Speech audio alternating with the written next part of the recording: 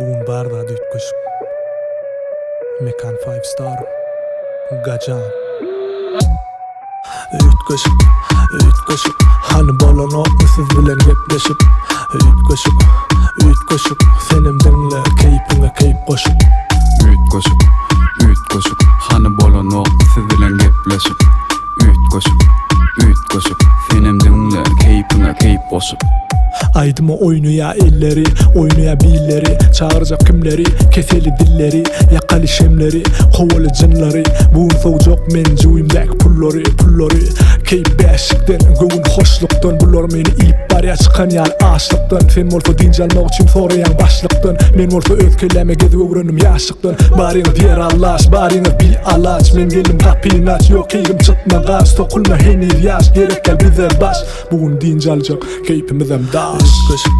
Ütköşük. Hani bolon siz bilen gepleşip. Ütköşük. Senim dinle keypine keyip koşup. Ütköşük. Hani bolon siz bilen gepleşip.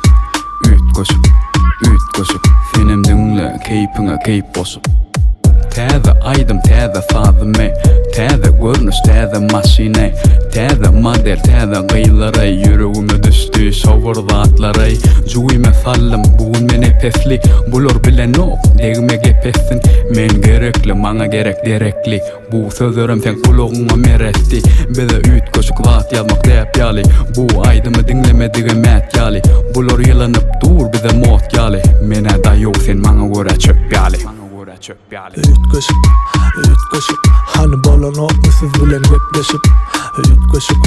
Ütköşük. Senim dinle keypine keyip koşup. Ütköşük. Hani bolon siz bilen gepleşip. Ütköşük. Senim dinle keypine keyip koşup. Aydıma ütköşük, sağda ütköşük, asmanım ütköşük, havada ütköşük, menem ütköşük, senem ütköşük. Sizem dinleyen fikirinize ütköşük.